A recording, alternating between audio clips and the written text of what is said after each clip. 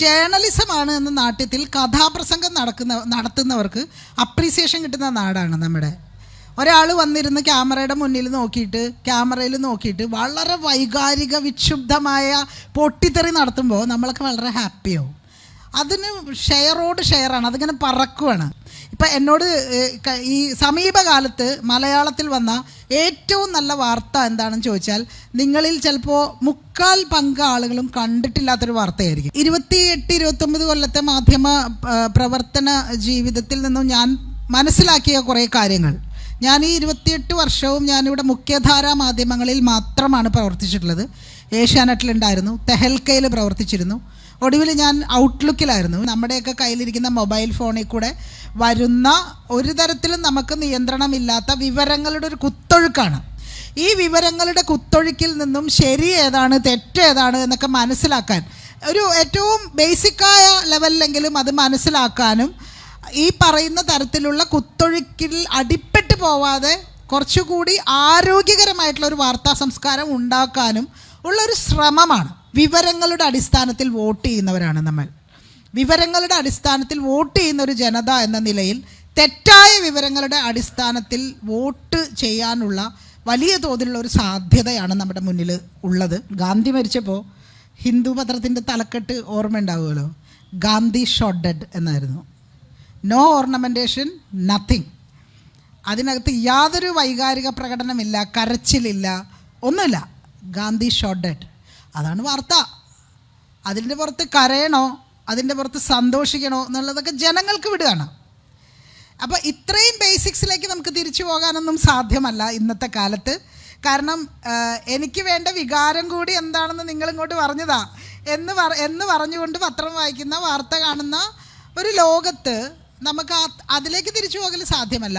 ഈ മാധ്യമങ്ങളുടെ ഈ തരത്തിലുള്ളൊരു ഷിഫ്റ്റ് സമീപകാലത്ത് സംഭവിച്ചതാണെന്ന് എനിക്ക് തോന്നുന്നില്ല. ഇപ്പോൾ ഇതര സംസ്ഥാന തൊഴിലാളികളുടെ കാര്യം എടുത്താൽ കേരളത്തിലൊരു ക്രൈം നടന്നാൽ, ഇപ്പോൾ ഒരു കൊലപാതകം നടന്നാൽ അതിൽ അറസ്റ്റ് ചെയ്യപ്പെടുന്നത് ഒരു ഇതര സംസ്ഥാന തൊഴിലാളിയാണെങ്കിൽ നമ്മൾ അങ്ങനെ തന്നെ വാർത്ത കൊടുക്കും, ഇതര സംസ്ഥാന തൊഴിലാളി അറസ്റ്റിൽ നിന്ന്. നേരെ മറിച്ച് ഒരു കൊലപാതക കേസിൽ പ്രതിയാവുന്നത് ഒരു മലയാളിയാണെങ്കിൽ മലയാളി അറസ്റ്റിൽ നിന്ന് നമ്മൾ കാണാറില്ല. കൊല്ലുന്ന ഒരക്രമി, അയാളൊരു അക്രമിയാണ്, അല്ലെങ്കിൽ അയാളൊരു കുറ്റാരോപിതനാണ്. അയാൾ മലയാളിയാണോ തമിഴ്നാട്ടുകാരനാണോ ഒഡീസക്കാരനാണോ എന്നുള്ളതിന് എന്താണ് പ്രസക്തി? നമ്മളെപ്പോഴും മാധ്യമങ്ങളിൽ കാണുന്നതാണ് ഇതര സംസ്ഥാന തൊഴിലാളി പിടിയിൽ എന്ന തലക്കെട്ട്. ഈ തലക്കെട്ടുകൾ ഉണ്ടാക്കുന്ന സിനോഫോബിയ, ഈ തലക്കെട്ടുകൾ ഉണ്ടാക്കുന്ന ഈ വംശീയ വിദ്വേഷം എന്ന് പറയുന്നത് അതൊരു തരം സ്ലോ പോയിസണാണ്. ഒറ്റ നോട്ടത്തിൽ വളരെ നിരുപദ്രവകരം എന്ന് തോന്നുന്ന ഒരു തലക്കെട്ടാണത്. ഇതര സംസ്ഥാന തൊഴിലാളി പിടിയിൽ. അന്യസംസ്ഥാന തൊഴിലാളി എന്നാണ് അവർ കൊടുക്കാറ്, ഇതര സംസ്ഥാന തൊഴിലാളി എന്നല്ല. അന്യസംസ്ഥാന തൊഴിലാളി പിടിയിൽ. ആ വാക്കിലൊരു അന്യതയുണ്ട്. ആ കുറ്റാരോപിതനായ വ്യക്തിയുടെ ദേശം അല്ലെങ്കിൽ അയാളുടെ ആ ഐഡൻറ്റിറ്റിയാണ് അവിടെ അക്യൂസ്ഡ് ആയിട്ട് വരുന്നത്. ആ ഐഡൻറ്റിറ്റിക്കാണ് അവിടെ പ്രാധാന്യം വരുന്നത്.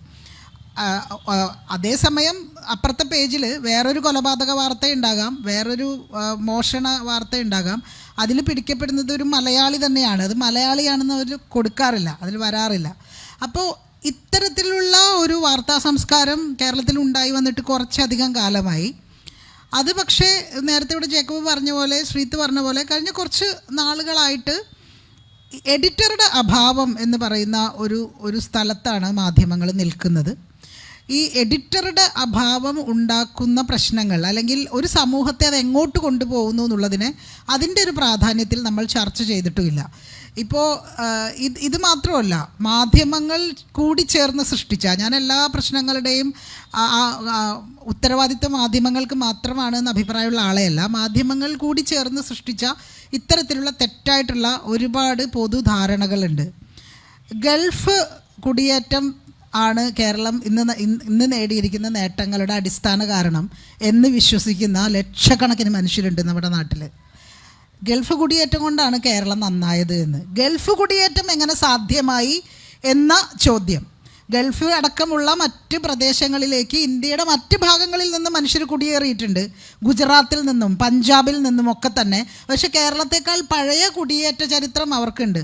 എന്നിട്ട് പഞ്ചാബും കേരളവും ഗുജറാത്തും ഒക്കെ കേരളം പോലെ ആയോ എന്ന ചോദ്യം നമ്മൾ തിരിച്ചു ചോദിക്കുന്നില്ല. ഈ കുടിയേറ്റത്തിൻ്റെ സാധ്യത എന്തായിരുന്നു? ഈ കുടിയേറ്റം എങ്ങനെ സാധ്യമായി? ആർക്കാണ് ഈ കുടിയേറ്റം സാധ്യമായത്? ഗുജറാത്തിൽ ആർക്കാണ് കുടിയേറ്റം സാധ്യമായത്? കേരളത്തിൽ ആർക്കാണ് കുടിയേറ്റം സാധ്യമായത്? ഇത് തമ്മിലുള്ള വ്യത്യാസം എന്താണ്? ഈ വ്യത്യാസം ഉണ്ടാക്കിയത് ആരാണ്? എന്തുകൊണ്ട് ഇവിടുത്തെ സാധാരണ മനുഷ്യർക്ക്, ജാതീയമായും സാമൂഹികമായും പിന്നോക്കം നിൽക്കുന്ന ഈഴവരടക്കമുള്ള മുസ്ലിങ്ങളടക്കമുള്ള മനുഷ്യർക്ക് എന്തുകൊണ്ട് കുടിയേറ്റം സാധ്യമായി എന്ന ചോദ്യത്തിലേക്കാണ് അടിസ്ഥാനപരമായിട്ട് അത് എത്തേണ്ടത്. പക്ഷേ നിർഭാഗ്യവശാൽ നമ്മൾ ഉണ്ടാക്കി വെച്ചിട്ടുള്ള ശക്തമായിട്ടുള്ളൊരു പൊതുബോധം എന്ന് പറയുന്നത് കേരളം നേടിയിട്ടുള്ള എല്ലാ നേട്ടങ്ങളുടെയും അടിസ്ഥാന കാരണം എന്ന് പറയുന്നത് ഗൾഫ് കുടിയേറ്റമാണ്. അതിൽ രാഷ്ട്രീയ പ്രസ്ഥാനങ്ങൾക്ക് പങ്കില്ല, ഇടതുപക്ഷത്തിന് പങ്കില്ല, കേരളം മാറി മാറി ഭരിച്ച ഒരു മുന്നണിക്കും അതിൽ പങ്കില്ല എന്നാണ് ഉണ്ടാക്കി വെച്ചിട്ടുള്ളൊരു പൊതുബോധം. കേരളത്തിൻ്റെ പ്രധാനപ്പെട്ട വരുമാനം ലോട്ടറിയും മദ്യവുമാണ് എന്ന് പറയുന്നത് പോലെ തന്നെയുള്ള മറ്റൊരു തെറ്റായ പൊതുബോധമാണ് ഇത്. ഇങ്ങനെ ഈ വലതുപക്ഷവൽക്കരണം എന്ന് പറയുന്നത് പുറമേക്ക് വയലൻ്റ് അല്ല എന്ന് തോന്നുന്ന, പുറമേക്ക് വളരെ സാധാരണമായി തോന്നുന്ന കാര്യങ്ങളിലൂടെ കൂടിയാണ് സംഭവിക്കുന്നത്. ഇപ്പോൾ ഈ പറയുന്ന ഒരു ഇതര സംസ്ഥാന തൊഴിലാളി ഇവിടെ കൊല്ലപ്പെടുമ്പോൾ അയാൾക്ക് വേണ്ടി ഒരുപാട് പേര് സാമൂഹ്യ മാധ്യമങ്ങളിൽ സംസാരിക്കുകയൊക്കെ ചെയ്യുന്നുണ്ട്. അതുപോലെ ഇപ്പോൾ ആദ്യം പറഞ്ഞതുപോലെ ഒരു ക്രൈം ചെയ്യുന്നത് ഒരു അന്യസംസ്ഥാന തൊഴിലാളിയാണ് എന്ന് വാർത്ത കൊടുക്കുന്നതിനകത്ത് വളരെ പ്രകടമായ ഒരു വംശീയതയുണ്ട്. പക്ഷേ ഇങ്ങനെ പ്രകടമല്ലാത്ത, ഒറ്റ നോട്ടത്തിൽ നിരുപദ്രവകരം എന്ന് തോന്നുന്ന ധാരാളം ഇത്തരത്തിലുള്ള ഒരു തെറ്റായ പൊതുബോധം വളരെ പതുക്കെ അത് സൃഷ്ടിക്കപ്പെട്ടുകൊണ്ടിരിക്കുന്നുണ്ട്. അത് വളരെ ശക്തമായി, ഏതാണ്ട് പൂർണ്ണമായി എന്ന് പറയാവുന്ന തരത്തിൽ കേരളത്തിൽ അത് വേര് പിടിച്ച് കഴിഞ്ഞിട്ടുണ്ട് എന്നുള്ളതാണ്. അത് നമ്മളെല്ലാവരും ഏതാണ്ട് അതിൽ പെട്ട് കഴിഞ്ഞു. നമ്മളൊരു അൽഗോരിതമൈസ്ഡ് ആയിട്ടുള്ളൊരു ലോകത്താണ് ജീവിക്കുന്നത്. വെർട്ടിക്കലൈസ്ഡ് ആയിട്ടുള്ള അൽഗോരിതമൈസ്ഡ് ആയിട്ടുള്ളൊരു ലോകത്താണ്. നമ്മൾ ലോകത്തെ വെർട്ടിക്കൽ വ്യൂവിലാണ് ഇപ്പോൾ കാണുന്നത്. ഇൻസ്റ്റഗ്രാമിലൂടെയാണ് നമ്മൾ കാണുന്നത്. നമ്മളിത് പറഞ്ഞാൽ നമുക്ക് തന്തവൈവാണെന്ന് പറയും. പക്ഷേ നമ്മൾ എത്തി നിൽക്കുന്ന ഒരു സ്ഥലം എന്ന് പറയുന്നത് വളരെ അൽഗോരിതമൈസ്ഡ് ആയിട്ടുള്ളൊരു ലോകത്താണ്. നമ്മൾ കാണുന്നതും സത്യത്തിൽ നമ്മളിപ്പോൾ ഇരിക്കുന്ന ഒരു എക്കോ ചേമ്പറിലാണ്. കാരണം ഒരേപോലെ ചിന്തിക്കുന്ന കുറേ മനുഷ്യരുടെ കൂട്ടമാണിത്. ഇത് ഇങ്ങനെ നമ്മൾ അങ്ങോട്ടും ഇങ്ങോട്ടും സംസാരിക്കുകയാണോ വേണ്ടത്? അങ്ങനെ സംസാരിക്കുന്നത് കൊണ്ടാണോ ഗുണമുണ്ടാവുക എന്നൊക്കെ സംശയമുള്ള ആളാണ് ഞാൻ. എനിക്കതിൽ നല്ല സംശയമുണ്ട്. ഇപ്പോൾ ഇവിടെ നിന്ന് സംസാരിക്കുന്നതുകൊണ്ടൊക്കെ എന്തെങ്കിലും പ്രയോജനം ഉണ്ടോ എന്ന് നമുക്ക് സംശയമുണ്ട്. പക്ഷേ സംസാരിച്ചുകൊണ്ടേ ഇരിക്കണം എന്നുള്ളത് നമ്മുടെ ഒരു ഉത്തരവാദിത്തമാണ് നമ്മൾ വിചാരിക്കുന്നത് കൊണ്ടാണ് നമ്മൾ വന്ന് സംസാരിക്കുന്നത്. നമ്മളിരിക്കുന്നത് ഒരു എക്കോ ചേമ്പറിലാണ്. ഒരേപോലെയുള്ള മനുഷ്യർ ഇരിക്കുന്നൊരു സ്ഥലമായത്. ഇതിൻ്റെ പുറത്തുള്ള മനുഷ്യരെ ഇപ്പോൾ നമ്മൾ സോഷ്യൽ മീഡിയ ഉണ്ടാക്കിയ ഒരു വലിയ ഒരു ഷിഫ്റ്റ് എന്ന് പറയുന്നത് ഒരേപോലെയുള്ള മനുഷ്യർ മാത്രം തമ്മിൽ കാണുന്ന ഒരു ഒന്നായി ലോകം ഇങ്ങനെ മാറിക്കൊണ്ടിരിക്കുന്നു എന്നുള്ളതാണ് സോഷ്യൽ മീഡിയ ഉണ്ടാക്കിയ പ്രധാനപ്പെട്ട ഒരു ഷിഫ്റ്റ്, അതിൻ്റെ ഒരു മാറ്റം എന്ന് പറയുന്നത്. വളരെ ഫണ്ടമെൻ്റൽ ആയിട്ടുള്ള അടിസ്ഥാനപരമായിട്ടുള്ളൊരു മാറ്റം തന്നെയാണ് അങ്ങനെ ഇവിടെ സൃഷ്ടിക്കപ്പെട്ടിട്ടുള്ളത്. അപ്പോൾ അതുകൊണ്ട് തന്നെ വംശീയ വിദ്വേഷം തന്നെ കണ്ടുകൊണ്ടിരിക്കുന്ന മനുഷ്യർ, അതായത് അവരവരുടെ സോഷ്യൽ മീഡിയ പ്ലാറ്റ്ഫോമുകളിൽ ജാതി വിദ്വേഷവും മതവിദ്വേഷവും ഒക്കെ കണ്ടുകൊണ്ടിരിക്കുന്ന മനുഷ്യർ അടുത്ത ക്ലിക്കിലും അവർ കാണുന്നത് അത് തന്നെയായിരിക്കും, അതിൻ്റെ തൊട്ടടുത്ത ക്ലിക്കിലും അവർ കാണുന്നത് അത് തന്നെയായിരിക്കും. ഇത് മനുഷ്യരെ പതുക്കെ വളരെ ആഴത്തിൽ മനുഷ്യൻ്റെ മനസ്സിൽ പലതരത്തിലുള്ള വിഭജനങ്ങൾ അതുവഴി വേരൂന്നുന്നു എന്നുള്ളതാണ് സംഭവിച്ചുകൊണ്ടിരിക്കുന്നത്. ഇതേക്കുറിച്ച് ധാരാളം പഠനങ്ങളുണ്ട്. ഇപ്പോൾ പ്രത്യേകിച്ചും ഇന്ത്യക്ക് പുറത്ത് ഒരുപാട് പഠനങ്ങൾ ഇതുമായി ബന്ധപ്പെട്ട് വന്നിട്ടുണ്ട്. ഇന്ത്യയിൽ എത്രത്തോളം അല്ലെങ്കിൽ കേരളത്തിൽ എത്രത്തോളം പഠനങ്ങളുണ്ടെന്ന് എനിക്ക് സംശയമാണ്. പക്ഷേ പുറത്തൊക്കെ ധാരാളം പഠനങ്ങൾ വന്നിട്ടുണ്ട്. ഇപ്പോൾ നമുക്കൊക്കെ തന്നെ അറിയാവുന്നതുപോലെ ഇപ്പം മ്യാൻമറിൽ നടന്ന കലാപം, മ്യാൻമറിൽ റോഹിംഗ്യൻ മുസ്ലിങ്ങൾക്കെതിരെ നടന്ന കലാപത്തിൻ്റെ പുറകിൽ പ്രവർത്തിച്ച ഒരു പ്രധാന ചാലകശക്തി ഫേസ്ബുക്കാണ് എന്ന് ഐക്യരാഷ്ട്രസഭ തന്നെ കണ്ടെത്തിയിട്ടുണ്ട്. ഐക്യരാഷ്ട്രസഭയുടെ ഫാക്ട് ഫൈൻഡിങ് മിഷൻ തന്നെ കണ്ടെത്തിയിട്ടുണ്ട്. അപ്പം ലോകത്തെ ഈ തരത്തിൽ, ഇത് കേരളത്തിലെ മാത്രം പ്രശ്നമല്ല, ഇന്ത്യയിലെ മാത്രം പ്രശ്നമല്ല, ലോകമെമ്പാടും നടക്കുന്ന അതിതീവ്ര വലതുപക്ഷവൽക്കരണവും നിയോ കൺസർവേറ്റീവ്സം എന്ന് നമ്മൾ വിളിക്കുന്ന ഒരു പുതിയ തരം കൺസർവേറ്റീവ്സവും ലോകം മുഴുവനും വളരെ ശക്തമായി വേര് പിടിച്ചുകൊണ്ടിരിക്കുകയാണ്. അപ്പോൾ അതിനോട് ഇടപെടാനുള്ള അല്ലെങ്കിൽ അതിനെ ചെറുക്കാനുള്ള ഉപാധികൾ അല്ലെങ്കിൽ അതിനുള്ള മാർഗങ്ങൾ എന്ന് പറയുന്നത് മാധ്യമങ്ങളിലൂടെ മാത്രം സംഭവിക്കേണ്ടതോ മാധ്യമങ്ങൾക്ക് മാത്രം ചെയ്യാൻ കഴിയുന്നതോ ആയ ഒന്നാണ് എന്ന് ഞാൻ കരുതുന്നില്ല. പൊതുവിൽ നമുക്ക് വേറൊരു ഒരു ഒരു നമ്മളുടെ മുമ്പിലുള്ള നമ്മൾ ചെയ്യുന്നൊരു കാര്യം, എല്ലാ ഉത്തരവാദിത്തങ്ങളും മാധ്യമങ്ങളുടെ തലയിൽ കെട്ടിവെക്കുകയും അവരവരുടെ ഉത്തരവാദിത്തത്തിൽ നിന്ന് കൈ കഴുകുകയും ചെയ്യുക എന്നുള്ളൊരു പണി നമ്മളെല്ലാവരും എടുക്കാറുണ്ട്. നമ്മളുടെയൊക്കെ തലച്ചോറുകൾ വളരെ ആ തരത്തിൽ ഈ പറയുന്ന ആ രൂപത്തിലേക്ക് മാറിക്കഴിഞ്ഞിട്ടുണ്ട്. അതുകൊണ്ടാണ് ജേർണലിസമാണ് എന്ന നാട്യത്തിൽ കഥാപ്രസംഗം നടത്തുന്നവർക്ക് അപ്രീസിയേഷൻ കിട്ടുന്ന നാടാണ് നമ്മുടെ. ഒരാൾ വന്നിരുന്ന് ക്യാമറയിൽ നോക്കിയിട്ട് വളരെ വൈകാരിക വിക്ഷുബ്ധമായ പൊട്ടിത്തെറി നടത്തുമ്പോൾ നമ്മളൊക്കെ വളരെ ഹാപ്പിയാവും. അതിന് ഷെയറോട് ഷെയറാണ്, അതിങ്ങനെ പറക്കുവാണ്. പക്ഷേ കൃത്യമായി കാര്യം പറയുകയും വളരെ മാറ്റർ ഓഫ് ഫാക്റ്റായി സംസാരിക്കുകയും നെല്ലും പതിരും തിരിച്ചുള്ള വാർത്ത തന്നെ പുറത്തു കൊണ്ടുവരികയും ചെയ്യുന്ന മാധ്യമങ്ങൾ നമ്മൾ കാണുന്നില്ല, നമ്മൾ വായിക്കുന്നില്ല, നമ്മൾ അവർക്ക് യാതൊരു തരത്തിലുള്ള സപ്പോർട്ടും കൊടുക്കുന്നില്ല. ഇപ്പം എന്നോട് ഈ സമീപകാലത്ത് മലയാളത്തിൽ വന്ന ഏറ്റവും നല്ല വാർത്ത എന്താണെന്ന് ചോദിച്ചാൽ, നിങ്ങളിൽ ചിലപ്പോൾ 3/4 ആളുകളും കണ്ടിട്ടില്ലാത്തൊരു വാർത്തയായിരിക്കും. അത് ശ്രീജിത്ത് പിന്നെ പ്രവർത്തിക്കുന്ന അഴിമുഖത്തിലും അതുപോലെ ഇംഗ്ലീഷിൽ ന്യൂസ് മിനിറ്റിലും ഒക്കെ വന്നിട്ടുള്ള ബോബി ചെമ്മണ്ണൂർ എന്ന് പറയുന്ന ബിസിനസ്സുകാരൻ്റെ ബിസിനസ് സാമ്രാജ്യത്തിലെ പ്രശ്നങ്ങളെക്കുറിച്ച് വന്നിട്ടുള്ള വാർത്തയാണ്. അതിൽ ആ വാർത്ത എന്തുകൊണ്ടാണ് ഒരുപാട് പേര് വായിക്കാതെ പോയതെന്ന് ചോദിച്ചാൽ, ബോബി ചെമ്മണ്ണൂർ തട്ടിപ്പുകാരനാണെന്ന് അതിലെവിടെയും പറയുന്നില്ല. ബോബി ചെമ്മണ്ണൂരിനെ കുറിച്ചുള്ള ഒരു ജഡ്ജ്മെൻ്റൽ ആയിട്ടുള്ള ഒരു അഭിപ്രായം അതിൽ പറയുന്നേ ഇല്ല. ആ അഭിപ്രായം രൂപീകരിക്കാനുള്ള ഉത്തരവാദിത്വം അത് വായിക്കുന്നവർക്ക് വിട്ടിരിക്കുകയാണ്.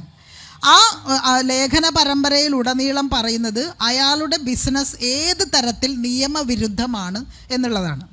എത്രത്തോളം നിയമവിരുദ്ധമായ കാര്യങ്ങളാണ് അയാൾ ചെയ്യുന്നത് എന്നുള്ളതാണ് ആ വാർത്തയിൽ പറയുന്നത്.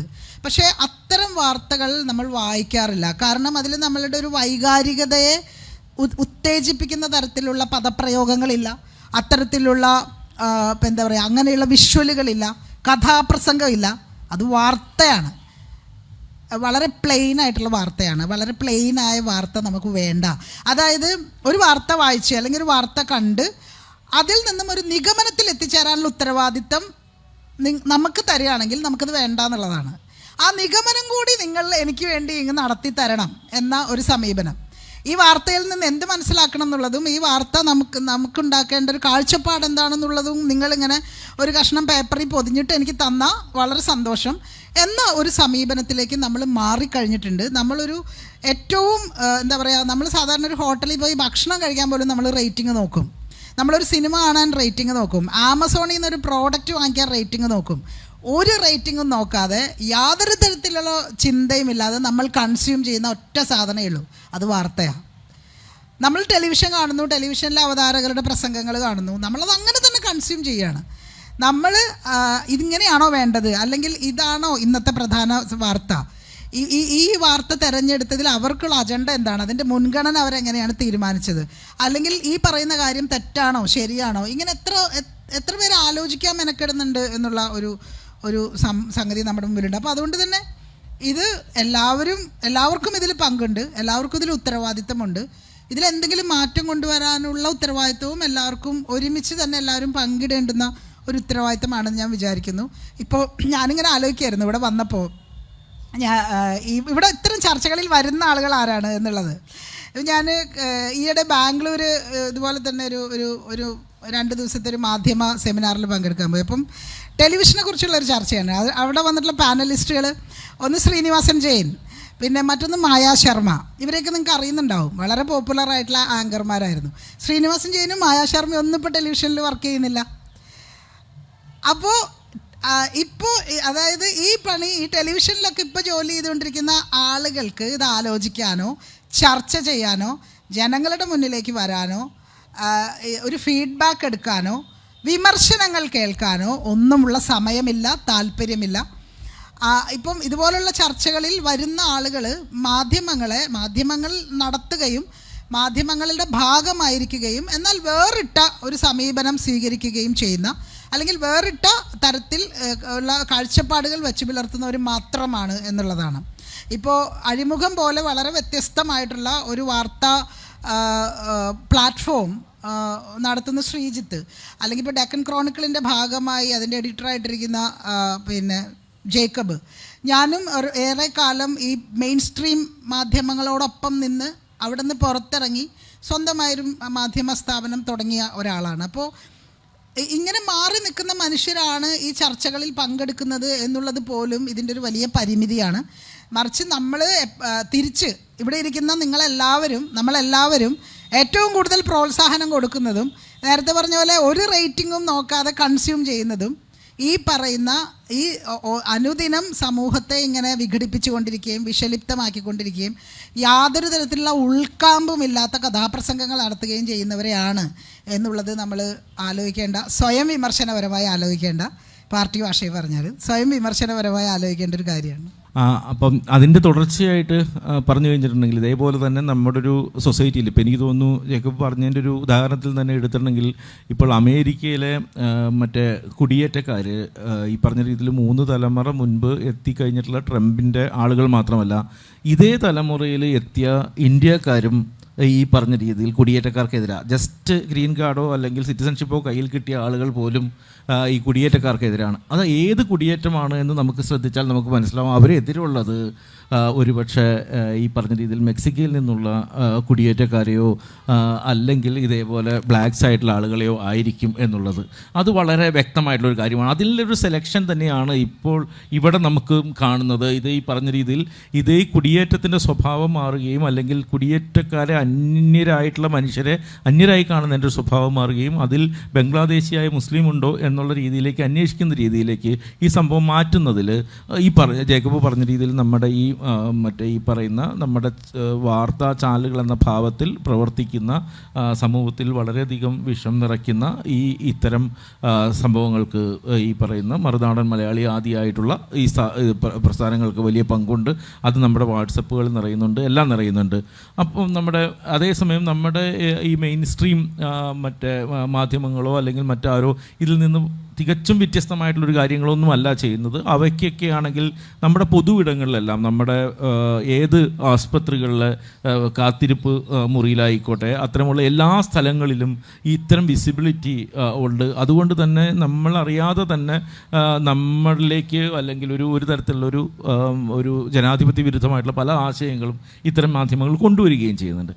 ആ ഒരു കാലത്താണ് ഇത്തരം ഇതിൽ നിന്ന് മാറി നിന്നിട്ട് ഈ ഫാക്ട് ചെക്കിങ്ങിനെ കുറിച്ചിട്ടും അതേപോലെയുള്ളൊരു യഥാർത്ഥത്തിൽ എന്താണ് ജേർണലിസം ഇപ്പോൾ ബാക്ക് ടു ബേസിക്സ് എന്ന് പറയുന്ന ഒരു സാധനം കൊണ്ടുവരാനായിട്ട് ഷാഹിനെ ശ്രമിക്കുന്നത്. അത് പ്രത്യേകിച്ചെന്ന് വെച്ചിട്ടുണ്ടെങ്കിൽ നമ്മൾ വളരെ ഇൻസെൻസിറ്റീവ് ആയിട്ടുള്ളൊരു സമൂഹത്തിലാണ് വെച്ചിട്ടുണ്ടെങ്കിൽ ഗൗരി ലങ്കേഷ് തൊട്ടപ്പുറത്ത് മറ്റേ വെടിയേറ്റ് മരിച്ചത് ഇവിടുത്തെ ജേർണലിസ്റ്റ് കമ്മ്യൂണിറ്റി നാട്ടുകാരെ ബാധിച്ചിട്ടില്ല എന്നുള്ളത് ഒരു കാര്യം. ഇവിടെ ജേർണലിസ്റ്റ് സമൂഹത്തിന് പോലും ഗൗരി ലങ്കേഷിൻ്റെ ഒരു കൊലപാതകം ഒരു വലിയ പ്രശ്നമായിട്ട് തോന്നിയിട്ടില്ല. ഇവിടെ ഈ പലസ്തീനിൽ ഇത്രയധികം ജേർണലിസ്റ്റുകൾ കൊല്ലപ്പെട്ടിട്ടുണ്ട് ഈ ചുരുങ്ങിയ കാലയളവിൽ എന്നുള്ളത് എത്രമാത്രം നമ്മുടെ ഇവിടുത്തെ ഒരു മെയിൻ സ്ട്രീം മീഡിയ ഡിസ്കസ് ചെയ്തിട്ടുണ്ടെന്ന് എനിക്കറിയില്ല. അത്തരം ഒരു വളരെ സെൻസിറ്റീവായിട്ട് ഒരു കാലമാണെന്ന് വെച്ചിട്ടുണ്ടെങ്കിൽ ആ രീതിയിലുള്ളൊരു പ്രശ്നമുണ്ട്. ആ കാലത്താണ് ഈ ബാക്ക് ടു ബേസിക്സിലേക്ക് ഷാഹിന പോകാൻ ശ്രമിക്കുന്നത്. അപ്പോൾ അതിനെ എങ്ങനെയാണ് കാണുന്നത്? ഗൗരി ലങ്കേഷ് എൻ്റെ സുഹൃത്തായിരുന്നു.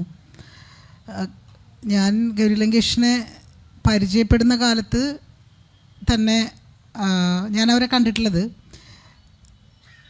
എത്ര കേസുണ്ടായിരുന്നു എന്ന് എനിക്ക് കൃത്യമായിട്ട് അറിയില്ല. അവർക്കെതിരെ എൻ്റെ അറിവിൽ തന്നെ ഒരു 5-6 കേസുണ്ടായിരുന്നു. ഈ കേസുകൾ ഫൈറ്റ് ചെയ്തുകൊണ്ടിരിക്കുമ്പോഴും ഒരു ഡിഫാമേഷൻ കേസിൽ അവർ ശിക്ഷിക്കപ്പെടുകയും ചെയ്തു.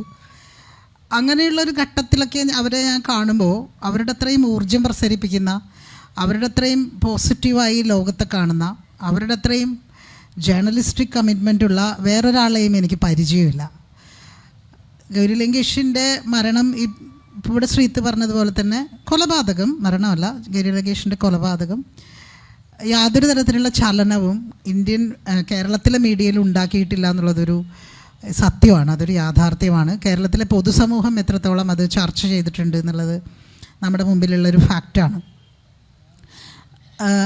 നേരത്തെ പറഞ്ഞതിനോട് കൂട്ടിച്ചേർത്ത് പറയാൻ ആഗ്രഹിക്കുന്നൊരു കാര്യം, ഈ വലതുപക്ഷവൽക്കരണം എന്ന് പറയുന്നത് വലതുപക്ഷ രാഷ്ട്രീയ പാർട്ടികളോട് അനുഭാവമുള്ള അല്ലെങ്കിൽ അതിലെ അംഗങ്ങളായിട്ടുള്ള ആളുകളുടെ എന്തെങ്കിലും ഒരു സവിശേഷതയാണ് എന്ന് ആരും തെറ്റിദ്ധരിക്കരുത് എന്ന് എനിക്കൊരു അഭ്യർത്ഥനയുണ്ട്. ഇടതുപക്ഷ രാഷ്ട്രീയ പാർട്ടികളിൽ അംഗങ്ങളായിട്ടുള്ള അനുഭാവികളായിട്ടുള്ള ആളുകളും സാംസ്കാരികമായും രാഷ്ട്രീയമായും വലതുപക്ഷത്ത് നിൽക്കുന്നത് നമ്മൾ കണ്ടുകൊണ്ടിരിക്കുക തന്നെയാണ്. ഇപ്പോൾ നേരത്തെ പറഞ്ഞതിന് തന്നെ ഒരു ഉദാഹരണം എടുത്ത് പറഞ്ഞാൽ, ഒരു കൊലപാതകം നടന്നാൽ അന്യ സംസ്ഥാന തൊഴിലാളി പിടിയിൽ എന്ന് ദേശാഭിമാനിയും വാർത്ത കൊടുക്കാറുണ്ട്. ദേശാഭിമാനിയിലും അങ്ങനെ തന്നെയാണ് ആ വാർത്ത വരാറുള്ളത്. അതുകൂടാതെ തന്നെ പിന്നെ ഇവിടെയുള്ള പരിഷത്തുകാർ ക്ഷമിക്കണം, ഞാനൊരു ഉദാഹരണം പറയുന്നതാണ്. കേരയിൽ എന്തുകൊണ്ട് പാടില്ല എന്ന് പറഞ്ഞ് പരിഷത്ത് ഇറക്കിയ ഒരു ലഘുലേഖ എനിക്ക് ഈ സമയത്ത് ഓർമ്മ വരികയാണ്. ആ ലഘുലേഖയിൽ കേരയിൽ എന്തുകൊണ്ട് പാടില്ല എന്നുള്ളതിന് കുറേ കാരണങ്ങൾ പരിഷത്ത് പറയുന്നുണ്ട്. അതൊക്കെ നമുക്ക് ഡിബേറ്റബിളാണ്, അതൊക്കെ സംസാരിക്കാവുന്ന കാര്യങ്ങളാണ്. പക്ഷെ അതിലെ ഒരു കാര്യം, അതിനകത്ത് ഒരു വാചകം, ഇതിൻ്റെ പണിക്ക് വേണ്ടിയിട്ട് അന്യ സംസ്ഥാന തൊഴിലാളികൾ ധാരാളമായി വരികയും അവരവിടെ, ഈ കൃത്യം വാചകം ഇതല്ല, അവർ ഈ പ്രദേശങ്ങളിലൊക്കെ താമസിക്കുകയും ഇത് ഇവിടുത്തെ നമ്മളുടെ ഒരു സാംസ്കാരികമായിട്ടുള്ള നമ്മുടെ ഒരു എന്താ പറയുക, നമ്മളെ സാംസ്കാരികമായി അത് അപകടപ്പെടുത്തുകയും ചെയ്യും എന്ന അർത്ഥത്തിലുള്ളൊരു വാചകം ആ ലഘുലേഖയിലുണ്ടായിരുന്നു. കൃത്യം വാചകം ഇതല്ല, പക്ഷേ ആ അർത്ഥത്തിലുള്ളൊരു വാചകം കേരള ശാസ്ത്ര സാഹിത്യ പരിഷത്ത് ഇറക്കിയ ലഘുലേഖയിലുള്ള വാചകമാണ്.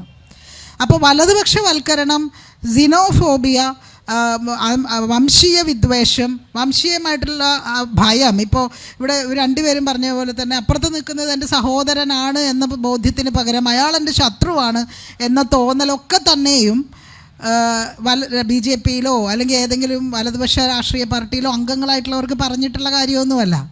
അതൊരു സംസ്കാരമായിട്ടും അതൊരു രാഷ്ട്രീയമായിട്ടും വളരെ ആഴത്തിൽ നമ്മുടെ ഇടയിൽ വേര് പിടിച്ചു കഴിഞ്ഞിട്ടുണ്ട്. അതിൽ നിന്ന് ഇടതുപക്ഷവും മുക്തമല്ല എന്നുള്ളതാണ് നമ്മൾ കാണേണ്ടുന്ന ഒരു കാര്യം. ശ്രീത്ത് ചോദിച്ച കാര്യത്തിലേക്ക് വരികയാണെങ്കിൽ, 28-29 കൊല്ലത്തെ മാധ്യമ പ്രവർത്തന ജീവിതത്തിൽ നിന്നും ഞാൻ മനസ്സിലാക്കിയ കുറേ കാര്യങ്ങൾ, ഞാൻ ഈ 28 വർഷവും ഞാനിവിടെ മുഖ്യധാരാ മാധ്യമങ്ങളിൽ മാത്രമാണ് പ്രവർത്തിച്ചിട്ടുള്ളത്. ഏഷ്യാനെറ്റിലുണ്ടായിരുന്നു, തെഹൽക്കയിൽ പ്രവർത്തിച്ചിരുന്നു, ഒടുവിൽ ഞാൻ ഔട്ട്ലുക്കിലായിരുന്നു. ഞാൻ കഴിഞ്ഞ വർഷം പിന്നെ 2025 ഈ വർഷം 2025 ഏപ്രിലാണ് ഞാൻ ഔട്ട്ലുക്കിൽ നിന്ന് വിടുന്നത്. അതിന് ശേഷമാണ് ഞാൻ ഓഫ് ബീറ്റ് കൺസേൺസ് എന്ന OBC എന്ന ഈ സ്ഥാപനം തുടങ്ങുന്നത്. അപ്പോൾ ഇങ്ങനെ ഒരു സ്ഥാപനം തുടങ്ങുമ്പോൾ നമ്മുടെ മുന്നിലുള്ളൊരു ക്വസ്റ്റ്യൻ എന്ന് പറയുന്നത്, നേരത്തെ പറഞ്ഞതുപോലെ തന്നെ വൈകാരിക വിക്ഷുബ്ധതകളിൽ നിന്നും മോചിപ്പിക്കപ്പെട്ടിട്ടുള്ള ഫാക്റ്റ് എന്ന് പറയുന്ന ഒരു സംഗതിയെ ആളുകളുടെ മുന്നിലേക്ക് കൊണ്ടുവരിക എന്നുള്ളതാണ്.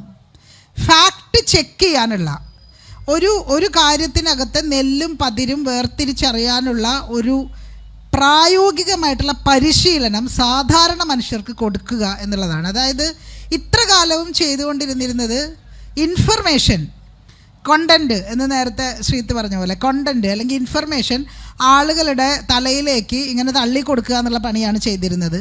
പക്ഷേ ഇനി ചെയ്യണമെന്ന് ഞാൻ ആഗ്രഹിക്കുന്നത് ഒരു ഇൻഫർമേഷൻ എങ്ങനെ കൺസ്യൂം ചെയ്യണം എന്ന് ആളുകളെ ട്രെയിൻ ചെയ്യുക എന്നുള്ളത് കൂടിയാണ്.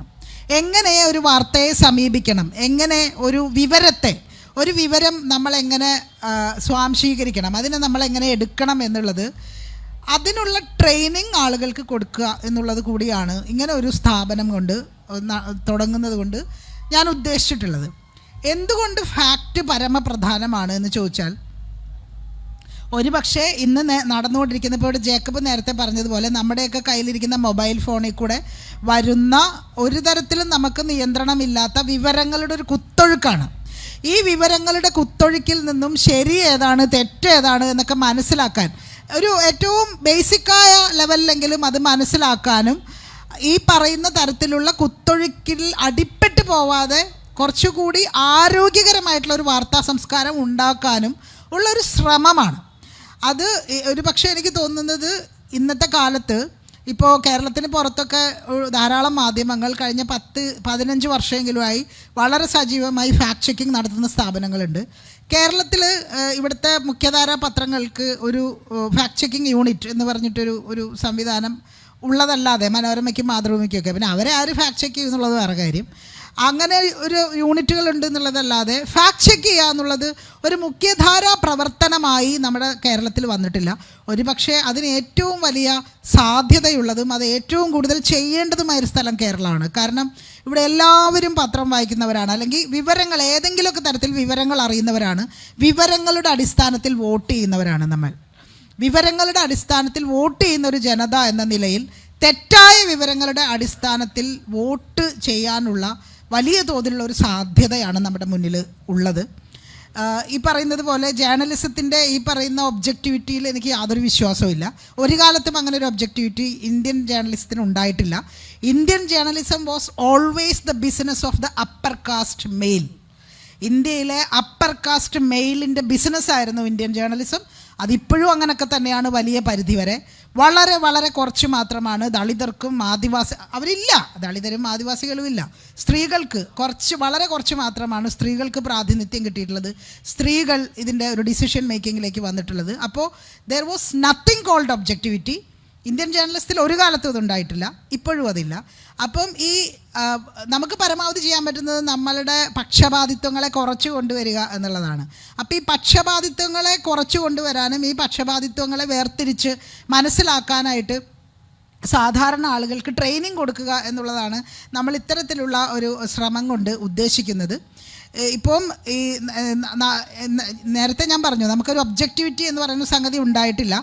എന്നെ സംബന്ധിച്ചിടത്തോളം ഇപ്പം ഞാനോ അല്ലെങ്കിൽ ശ്രീജിത്തോ അല്ലെങ്കിൽ ജേക്കബോ ചെയ്യുന്ന ജേർണലിസത്തിനും ഒബ്ജക്റ്റിവിറ്റി ഇല്ല. നമ്മൾ നിൽക്കുന്നത് ഫെഡറലിസത്തിൻ്റെ കൂടെയാണ്, നമ്മൾ നിൽക്കുന്നത് ജനാധിപത്യത്തിന് വേണ്ടിയാണ്, ഇന്ത്യൻ ഫെഡറലിസത്തിന് വേണ്ടിയാണ്, കോൺസ്റ്റിറ്റ്യൂഷന് വേണ്ടിയാണ്.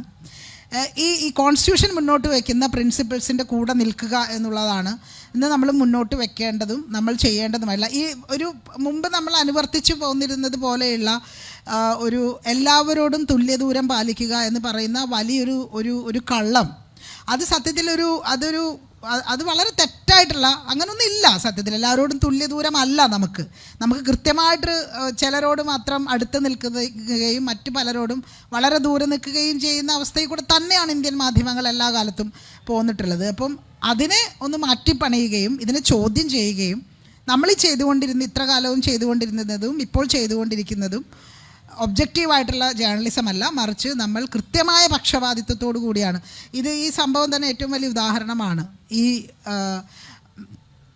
ഈ മനുഷ്യൻ കൊല്ലപ്പെട്ടിട്ട് ഇവിടെ എത്ര മുഖ്യധാര മാധ്യമങ്ങളിൽ അത് വലിയ വാർത്തയായി വന്നു എന്നുള്ളത് അതൊരു റെഫറൻസ് പോയിൻ്റാണ്. മാധ്യമങ്ങളെക്കുറിച്ച് കൃത്യമായിട്ട് നമുക്ക് മനസ്സിലാക്കാൻ സാധിക്കുന്ന ഒരു റെഫറൻസ് പോയിൻ്റാണ് ഇത്.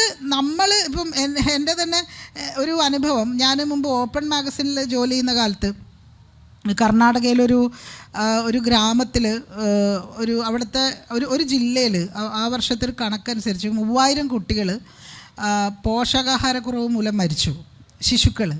അപ്പോൾ അന്നത്തെ എൻ്റെ എഡിറ്റർ മനു ജോസഫാണ് എൻ്റെ എഡിറ്ററായിരുന്നത് അന്ന്.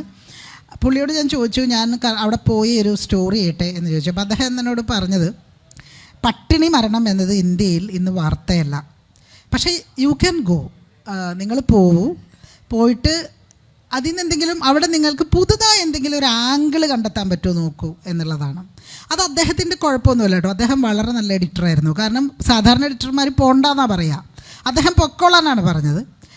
പക്ഷേ അവിടെ നിന്നും മറ്റൊരു ആംഗിൾ കണ്ടെത്തണം എന്നുള്ളതാണ് അദ്ദേഹം എന്നോട് പറഞ്ഞത്. അതായത് പട്ടിണി മരണം ഇന്ത്യയിൽ വാർത്തയല്ലാതായിട്ടൊക്കെ ഒരുപാട് കാലമായി. ഇത് ഞാനീ പറയുന്ന സംഭവം നടക്കുന്നത് 2012 മറ്റോ ആണ്. അപ്പം അതിനൊക്കെ എത്രയോ മുമ്പേ പട്ടിണി മരണം ഇന്ത്യയിൽ വാർത്തയല്ലാതായിട്ടുണ്ട്. പക്ഷെ കേരളം ഇപ്പോഴും ആ കാര്യത്തിൽ വ്യത്യസ്തമാണ്. ഇപ്പോൾ ഇവിടെ ഈ പറയുന്ന അതിദാരിദ്ര്യമുക്ത സംസ്ഥാനമായി പ്രഖ്യാപിച്ചപ്പോൾ 2 ആഴ്ചയാണ് കേരളത്തിലെ മാധ്യമങ്ങൾ ദാരിദ്ര്യം ചർച്ച ചെയ്തത്. അത് വലിയ പോസിറ്റീവായിട്ടുള്ളൊരു കാര്യമായിട്ടാണ് ഞാൻ കാണുന്നത്. അത് സർക്കാരിനെ എതിർക്കാനാണെങ്കിലും ഈ പദ്ധതിയെ ചോദ്യം ചെയ്യാനാണെങ്കിലും ദാരിദ്ര്യം എന്ന് പറയുന്നത് ഒരു പോയിൻ്റ് ഓഫ് ഡിസ്കഷനാണ് എന്നുള്ള അത് കേരളത്തിൽ ഉണ്ട്. ആ സാഹചര്യം ഇപ്പോഴും കേരളത്തിലുണ്ട്. അതുകൊണ്ടൊക്കെ തന്നെയാണ് കേരളം ഇപ്പോഴും പല രീതിയിലും വ്യത്യസ്തമായി തന്നെ നിൽക്കുന്നുണ്ട് നമുക്ക് പറയാൻ കഴിയുന്നത്. അതുകൊണ്ടാണ് വേറൊരു സ്ഥലത്തും അതൊന്നും ഒരു ചർച്ച പോലും അല്ലാതായിട്ട്, അതൊരു വാർത്ത പോലും അല്ലാതായിട്ട് ഒരുപാട് കാലമായി എന്നുള്ളതാണ്. അപ്പം ഈ രൂപത്തിൽ എന്താ പറയുക, ബാക്ക് ടു ബേസിക്സ് എന്ന് ഇപ്പോൾ ശ്രീത്ത് പറഞ്ഞതുപോലെ ഞാൻ പലപ്പോഴും ഒരു ഉദാഹരണമായി പറയാറുള്ളൊരു കാര്യമാണ്. അത്രയും ആ ഒരു എക്സ്ട്രീമിലേക്ക് നമുക്ക് പോകാൻ പറ്റുമെന്ന് അറിയില്ല. ഗാന്ധി മരിച്ചപ്പോൾ ഹിന്ദു പത്രത്തിൻ്റെ തലക്കെട്ട് ഓർമ്മ ഉണ്ടാവുമല്ലോ, ഗാന്ധി ഷോട്ട് ഡെഡ് എന്നായിരുന്നു. No ornamentation, nothing. അതിനകത്ത് യാതൊരു വൈകാരിക പ്രകടനമില്ല, കരച്ചിലില്ല, ഒന്നുമില്ല. ഗാന്ധി ഷോട്ട് ഡെഡ്, അതാണ് വാർത്ത. അതിൻ്റെ പുറത്ത് കരയണോ അതിൻ്റെ പുറത്ത് സന്തോഷിക്കണോ എന്നുള്ളതൊക്കെ ജനങ്ങൾക്ക് വിടുകയാണ്. അപ്പോൾ ഇത്രയും ബേസിക്സിലേക്ക് നമുക്ക് തിരിച്ചു പോകാനൊന്നും സാധ്യമല്ല ഇന്നത്തെ കാലത്ത്.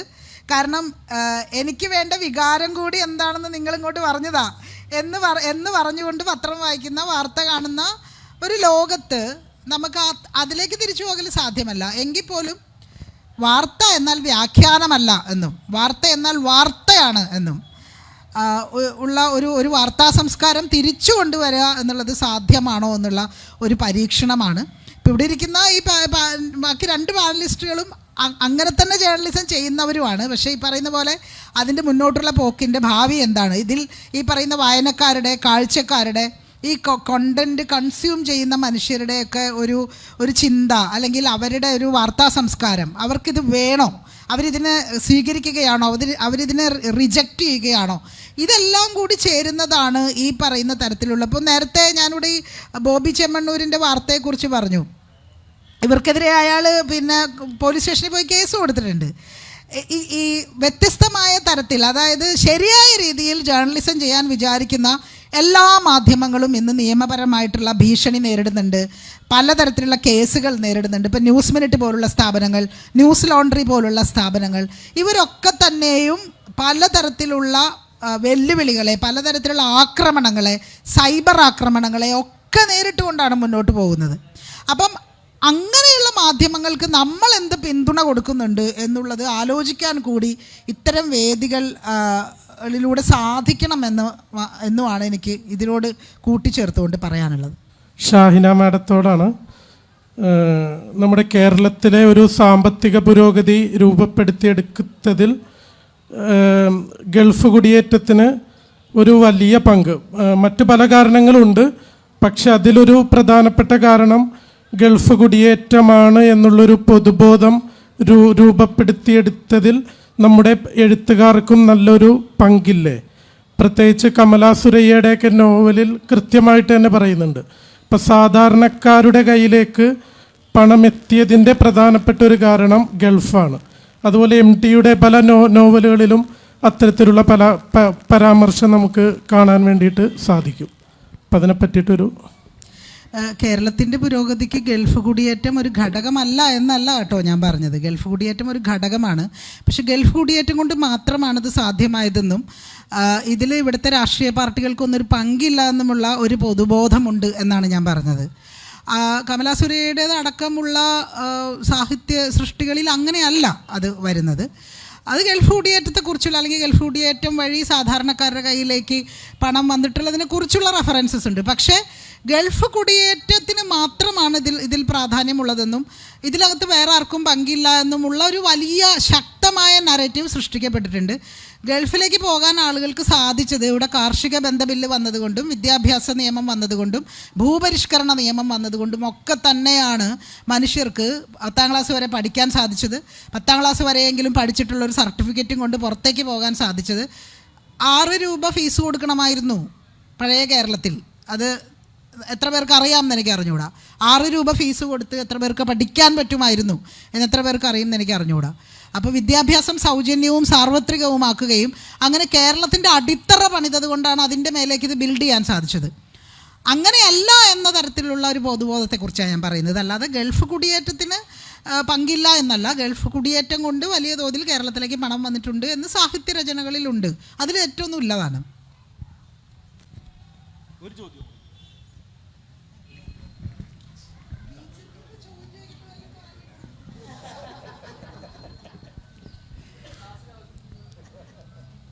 പ്രിയമുള്ളവരെ,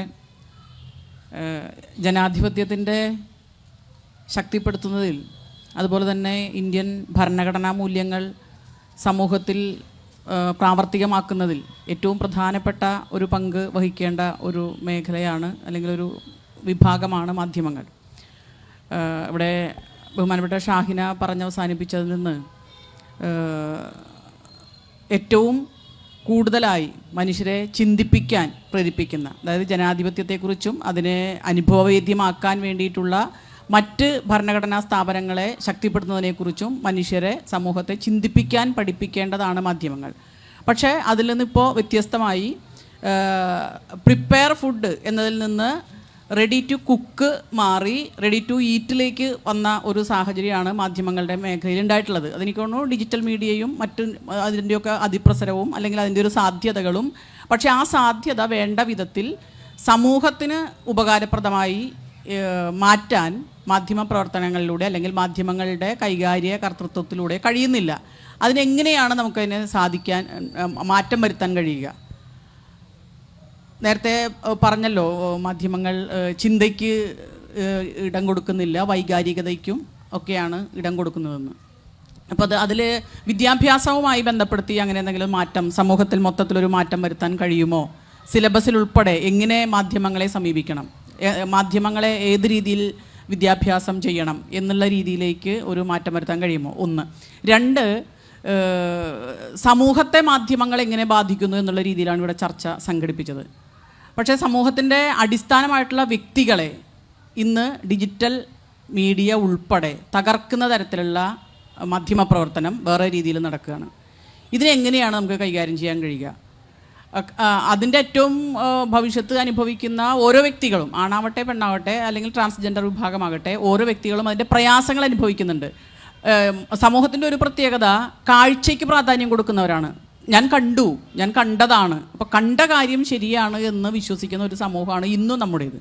അപ്പോൾ അത്തരത്തിൽ വരുമ്പോൾ സമൂഹത്തെ ഈ ഡിജിറ്റൽ മീഡിയ ഉൾപ്പെടെയുള്ള മാധ്യമങ്ങൾ മാനിപ്പുലേറ്റ് ചെയ്ത് അവരുടേതായ താല്പര്യങ്ങൾ സംരക്ഷിക്കുന്നു. ഒപ്പം തന്നെ വ്യക്തിയെയും ഈ രീതിയിൽ കൈകാര്യം ചെയ്യുന്നു. നമ്മൾ എങ്ങനെയാണ് അതിനെ ഹാൻഡിൽ ചെയ്യുക എന്നുള്ളത്?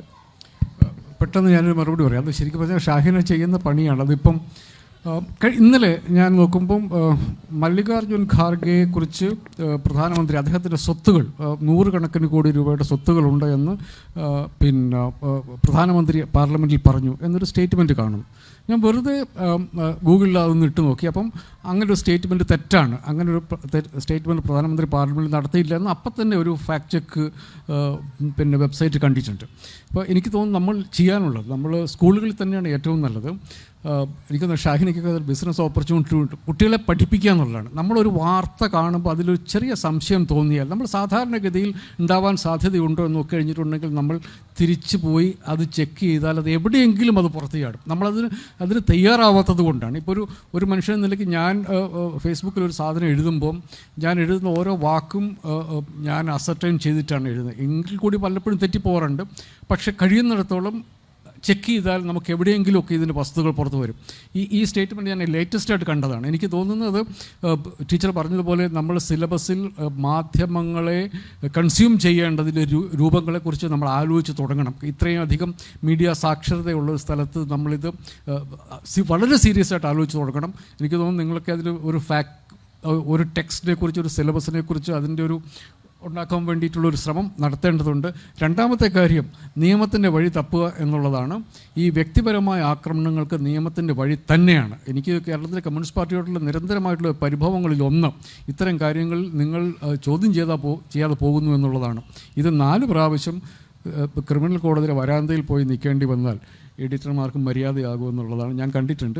ശ്രീ ശിവശങ്കർ കൊടുത്ത കോടതി കേസുമായി ബന്ധപ്പെട്ട് ഞാൻ വല്ലപ്പോഴും കോടതിയിൽ പോകാറുണ്ട്. അപ്പം എഡിറ്റർമാർ വന്ന് വരാതെ നിന്ന് കഴിയുമ്പം 4 പ്രാവശ്യം നിന്ന് കഴിയുമ്പോൾ ഇത് മനുഷ്യരുടെ ജീവിതത്തെ ബാധിക്കുന്നതാണെന്ന് അവർക്ക് തോന്നലുണ്ടായാൽ ഈ എഡിറ്റർമാർ വീണ്ടും പ്രത്യക്ഷപ്പെടും.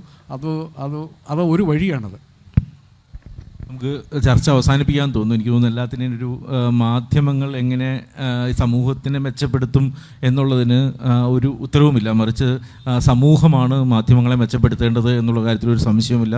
2013 മുതലാണ് നമ്മുടെ മാധ്യമം ഇപ്പോൾ കാണുന്ന തരത്തിലേക്കുള്ള ഒരു അടിയന്തരാവസ്ഥയും വഷളത്തരത്തിലേക്കും നമ്മുടെ മാധ്യമങ്ങൾ മാറിയത്. അതിന് മുൻപുള്ള കാലം നന്നായിരുന്നു എന്നല്ല, പക്ഷേ ആ കാലത്താണ് മാറിയത്. അപ്പോൾ ആ കാലത്തിലേക്കെങ്കിലും നമുക്ക് തിരിച്ചു പോകാൻ പറ്റിയാൽ, ജനാധിപത്യം എന്നുള്ളത് നമ്മുടെ ഒരു സമൂഹത്തിലുണ്ടെങ്കിൽ ആ ജനാധിപത്യത്തിലേക്ക് നമുക്ക് തിരിച്ചു പോകാനും ആ മാധ്യമങ്ങൾക്ക് തിരിച്ചു പോകാനും കൂടുതൽ മെച്ചപ്പെട്ട എഡിറ്റർമാരും ഗേറ്റ് കീപ്പിംഗ് ഉണ്ടാകാനും നന്നാകുമെന്ന് മാത്രം വയ്ക്കുന്നു. Thank you very much Jacob, Shahina. Thank you.